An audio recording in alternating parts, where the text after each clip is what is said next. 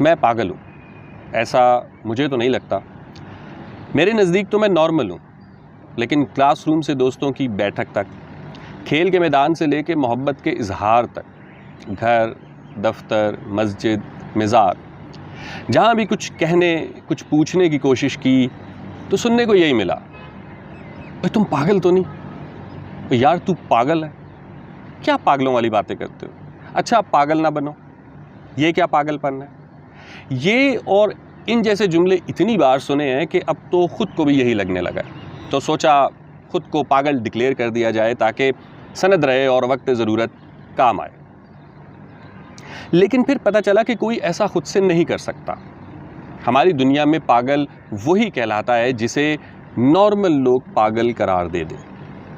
آج تک کبھی کسی نے اپنے آپ کو پاگل تسلیم نہیں کیا.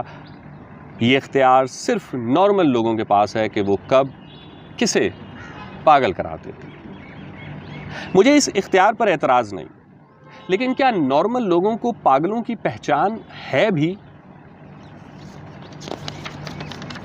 میرے مطالعے اور تجربے کے مطابق پاگل دنیا کے ہر علاقے، قوم اور مذہب میں موجود ہیں، لیکن پھر بھی پاگلوں کی کوئی ذات نہیں ہوتی.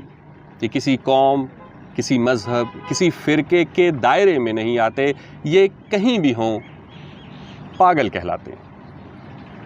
ویسے آپ کے ذہن میں لفظ پاگل سے کیا تصور آتا ہے؟ ایک میلا کچیلا انسان، اور وہ بھی موسٹلی مرد، جس کی تھوکیں بہہ رہی ہوں گی، کپڑے پھٹے ہوں گے، سڑکوں پر اپنے ہی خیال میں مگن دوڑ رہے ہوں گے، بنا سوچے کسی کا بھی سر پھاڑ دیں گے. زنجیروں میں جکڑے، ہسپتالوں میں قید، اینکشس اور وائلنٹ. پاگلوں کو ہم نے آج تک ایسے ہی دیکھا ہے، اور اکثر نے تو دیکھا بھی صرف فلموں میں ہے، اور ہمیں لگتا ہے کہ پاگلوں کی یہی ایک پہچان ہے.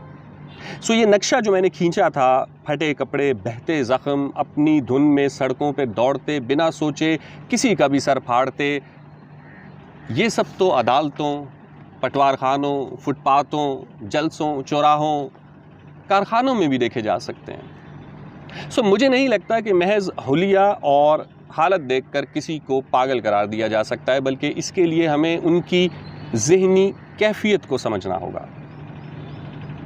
ایک عام خیال یہی پایا جاتا ہے کہ پاگل لمحہ موجود میں نہیں ہوتے.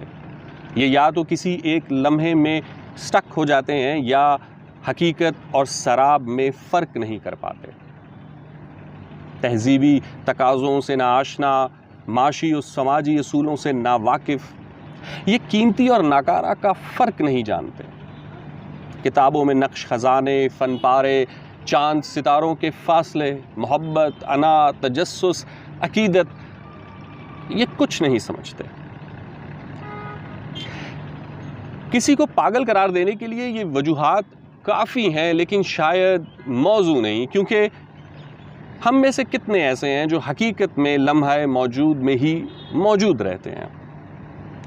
ہم میں سے کوئی ماضی پہ نازا ہے تو کوئی مستقبل میں سرخرو، کوئی خلافت کی گتھیاں سلجھا رہا ہے تو کسی کو راجہ داہر اور محمد بن قاسم میں سے ایک کا انتخاب کرنا ہے. کوئی انقلاب کی کھوج میں، اور کوئی مارس پہ کالونی بنانے کے خواب میں. ہم ان لمحوں میں اس قدر سٹک ہیں کہ کسی بھی چیز کو اس کے اصل پیرائے میں شاید دیکھ ہی نہیں پا رہے. ہم تو کھلاڑی کا کھیل دیکھنے سے پہلے اس کا علاقہ، مذہب، فرقہ، حتیٰ کہ پولیٹیکل آئیڈیالوجی تک دیکھتے ہیں، اور پھر اس کے کھیل کے بارے میں رائے بناتے ہیں. یہ کیسا عجیب معیار ہے، اور ہم اسی معیار پہ صحافت، سیاست، انصاف، اسکالرز، سائنسدان، ادبا، شعراء اور فنکاروں کو پرکھتے ہیں. ان کا کام، ان کا کردار، ان کے افکار تو ہماری نظر سے گزرتے ہی نہیں.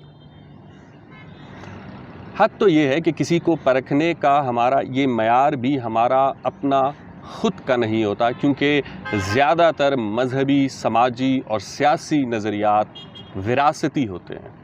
ہمیں جو کچھ جس حالت میں ملا ہوتا ہے، ہم اسے ہی حقیقت سمجھ کر آگے بڑھتے ہیں. اسی لیے مجھے نارمل لوگوں کے اختیار پر نہیں، ان کے معیار پر اعتراض ہے۔ ویسے بھی ہماری کتابیں ایسی ہستیوں کے واقعات سے بھری پڑی ہیں جنہیں ہم آج تو عظیم گردانتے ہیں، لیکن ان کے اپنے ادوار میں ان کے اپنے معاشروں نے انہیں پاگل قرار دیا تھا۔ سقراط، گلیلیو، ابن الہیثم اور بلے شاہ جیسے لوگوں کی ایک لمبی فہرست ہے جو آج تو معتبر ٹھہرتے ہیں، پر کبھی ان کا تمسخر اڑایا گیا تھا، ان کی توہین کی گئی تھی، ظلم ڈھائے گئے تھے، قتل کیا گیا تھا۔ تو کیا یہ ممکن نہیں کہ آج ہم جنہیں پاگل قرار دے رہے ہیں، جن کا تمسخر اڑا رہے ہیں، جن پر ظلم ڈھا رہے ہیں، ہماری آنے والی نسلیں انہی پہ ناز کریں؟